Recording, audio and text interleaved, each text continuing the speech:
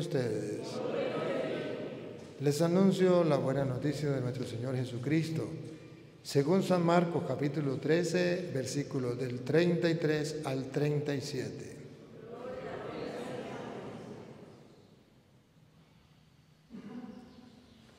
En aquel tiempo Jesús dijo a sus discípulos: velen y estén preparados, porque no saben cuándo llegará el momento.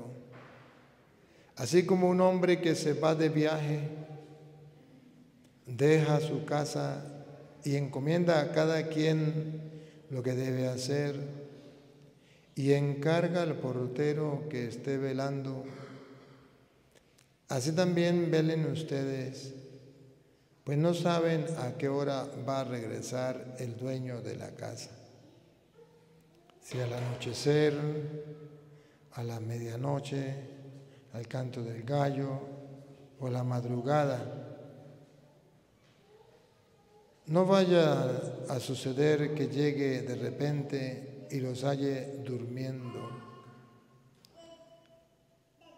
Lo que les digo a ustedes, lo digo para todos. Permanezcan alerta. Palabra del Señor. Digan conmigo: Santo y Divino Espíritu, lléname plenamente de tu luz, de tu sabiduría. Así sea. Siéntese un momentico.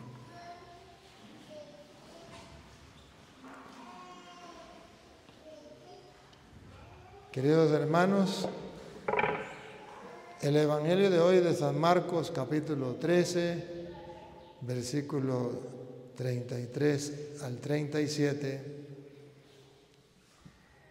nos viene a recordar que estamos en el tiempo de Adviento, que comenzamos hoy, el tiempo de Adviento. Y Adviento es espera,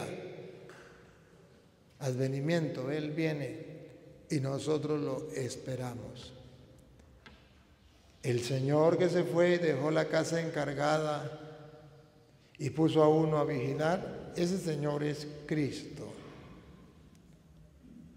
Él se fue, pero Él volverá. Y ustedes y yo somos los que tenemos que estar alerta en espera. Por eso San Marcos capítulo 13 del 33 al 37 nos viene a mostrar que no sabemos cuándo vendrá Él. Si al anochecer, a medianoche, al canto del gallo o a la madrugada. No sabemos a qué hora viene. Pero lo que sí es que nos dice a todos que estemos alerta. Y el estar alerta consiste en dos cosas muy importantes. Una cosa es, estoy alerta, ¿para qué? Para que me encuentre haciendo el bien, para que me encuentre con las manos llenas de buenas obras, lo que llamamos obras de caridad. Pero la segunda parte, estar alerta, ¿para qué? Para ir quitando todo lo que me estorba para volar a la eternidad. Él viene a llevarnos y nosotros tenemos que estar dispuestos con la maleta arreglada para en el momento en que llegue, agarro la maleta y me voy, punto. No tengo que hacer esperar nada al Señor. Estoy dispuesto. Este tiempo por ahí se llama tiempo de Adviento, tiempo de espera. Primer domingo de Adviento. Voy a esperar al Señor. Y lo voy a esperar quitando todo aquello que me estorba y haciendo la mayor cantidad de obras buenas que me permitan a mí ganarme el reino de los cielos. En este tiempo de Adviento vamos a analizar domingo a domingo las cosas que nos estorban. La Santa Madre Iglesia Católica, basada en las Sagradas Escrituras, nos muestra que hay 7 pecados capitales. Esos 7 pecados capitales son los pecados que comúnmente cometemos, que casi diariamente cometemos, pero que nos estorba para volar a la eternidad, y que para poder estar preparados a la venida del Señor, que así como el pueblo de Israel estaba esperando que viniera el Mesías, vino, murió, resucitó, subió al cielo y vendrá de nuevo en gloria, y usted y yo lo estamos esperando, la segunda venida, la venida gloriosa. Pues yo tengo que aprender a dejar las cosas malas, y entre las cosas malas yo quiero que analicemos los 7 pecados capitales. Hoy trataremos de analizar 2 pecados capitales, y son capitales porque son los que tenemos casi todos, y son capitales porque a diario los cometemos, y porque están enraizados en nosotros, porque desde que nacimos inclinados a esos pecados, y tenemos que estar pendientes con la lupa para ir mirando dónde están esos pecados, para irlos quitando de mi vida. Esos 7 pecados que nos estorban para la venida del Señor, usted lo puede abreviar en una palabra: Saliheb, para que se pueda aprender. Saliheb. Saliheb, ¿por qué? Porque cada pecado capital se abrevia con una letra. La S de la soberbia, la A de la avaricia, la L de la lujuria, sal, la I de la ira, salí, la G de la gula, salí, la E de la envidia, salihé, y la P de la pereza, salihé. Son 7 pecados capitales. Si usted y yo trabajamos en esos 7 pecados capitales, entonces estaremos prestos, con la maleta arreglada, para el día en que el Señor nos llame, nos vamos con Él. Sea que se acabe el mundo, o sea que se me acabe el mundo. Porque si usted se muere, se le acaba el mundo. Y si se acaba el mundo, pues también se acabó el mundo. De las 2 maneras se acaba el mundo. Vamos a ver primero el pecado de la soberbia. El pecado de la soberbia agarra varios puntos. Por ejemplo, en el libro de Nehemías, capítulo 9, versículo 16, nos viene a presentar este pecado de soberbia cuando yo no soy capaz de aceptar los planes de Dios, los proyectos de Dios. Nehemías 9:16 nos muestra que cuando usted y yo desobedecemos los mandatos de Dios, no aceptamos el plan de Dios, somos soberbios. Soberbio es cuando yo me quiero proponer como Dios o como lo más importante, cuando yo me creo la última Coca-Cola del desierto, cuando yo no soy capaz de bajar la cabeza, cuando yo no soy capaz de humillarme, cuando yo quiero que todo el mundo se someta a mis pies, incluso Dios.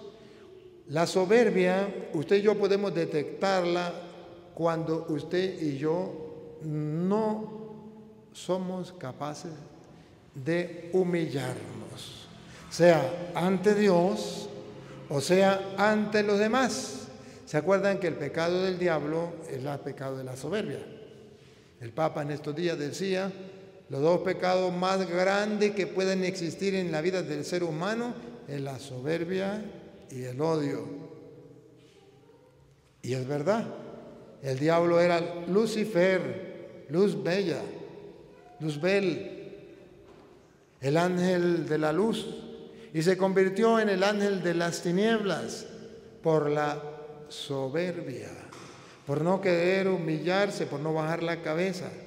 Pero todo aquel que no baje la cabeza, que no sea capaz de humillarse, entonces pasa a ser un diablito. O sea, una persona muy buena, pero que la soberbia lo hace de las tinieblas. Necesitamos ver cómo dice Nehemías 9:16. Mas ellos y nuestros padres fueron soberbios. A ver, aquí está el pecado de la soberbia. Ellos y nuestros padres fueron soberbios. La lupa. ¿Cuál es el pecado de la soberbia? Enrolla, envuelve varias cosas. Aquí, según Nehemías, el pecado de la soberbia, escuche. Y endurecieron su cerviz y no escucharon tus mandamientos. No quisieron escuchar los mandamientos de Dios. No lo aceptaron. La soberbia me lleva a mí a rebelarme contra Dios. No acepto los mandatos de Dios. No acepto los planes de Dios. Le reclamo a Dios cualquier cosa. Me creo más que Dios. Ese es el pecado del hombre de hoy, la soberbia. Ustedes se dan cuenta que el hombre de hoy en el mundo, nuevo orden mundial, los planes, los mandatos de Dios no se aceptan. Ahora es lo que el hombre diga, lo que el hombre proponga. Eso se llama soberbia. Quitamos los planes de Dios dentro de esa soberbia del mundo de hoy. Por ejemplo, Dios dice, no matarás. Y en ese no matarás significa no matar a los niños en el vientre de la madre. Pero la soberbia del hombre del siglo XXI, guiado por el nuevo orden mundial, dice, nosotros agarramos el poder y la autoridad que le corresponde a Dios, y si Dios dice no matarás, incluyendo al niño en el vientre de la madre, nosotros damos la orden de que sí se puede matar a un niño en el vientre de la madre. Eso se llama soberbia. Se quita la autoridad de Dios y se pone por encima de Dios. Eso es soberbia. Pero la soberbia no solamente engloba a la humanidad, que va en contra de Dios. Dios dice, se unirá el hombre a su mujer y los dos serán uno solo. Y creceos y multiplicaos. La soberbia del hombre dice, pues nosotros somos más que Dios. Ahora no queremos obedecer eso. Escuchen todos los hombres. Ya usted no debe casarse con una mujer, ya tiene que casarse con otro hombre. Escuchen las mujeres, usted ya no tiene que casarse con un hombre, usted puede casarse con otra mujer. Eso se llama soberbia, no aceptar el mandato de Dios y poner otros mandatos por encima de Dios. Eso le pasó al diablo. El diablo no se doblegó ante Dios. El diablo no fue capaz de rendirse ante la orden, ante el mandato de Dios para obedecer. Y dejó de ser luz bella a pasar a ser el ángel de las tinieblas, de la oscuridad, el diablo, por el pecado de la soberbia. Si el ángel de la luz, que era el diablo, luz bella, dejó de ser luz bella y pasó a ser ángel de las tinieblas por la soberbia, ¿será que tú, será que yo, que usemos la soberbia y que no trabajemos ese pecado, que no seamos capaces de acabar con ese pecado en nuestra vida, ¿será que no nos va a pasar lo mismo que el diablo? Claro que sí. Por eso uno de los pecados más grandes, y por eso está de primero, dentro de los pecados capitales, está el primero de la soberbia, porque es el pecado que va en contra de Dios. Cuando una persona, por ejemplo, muere su hijo, es el único hijo, ¿qué es normal? Normal es que a usted le duela la muerte de su hijo, usted llore, bueno, están los 9 días de luto y de oración, del novenario, o su mamá se murió, están los 9 días también, usted llora, la lamenta, pero luego usted le dice a Dios, Señor, hágase tu voluntad. Tú me lo diste, tú me lo quitaste, tú me la diste, tú me la quitaste, bendito sea Dios. Ahí usted destruyó la soberbia. Pero cuando usted dice, Dios mío, ¿por qué me quitó a mi mamá? ¿Por qué me quitó a mi hijo? No vuelvo más a misa, no vuelvo más a orar, no vuelvo más con Dios.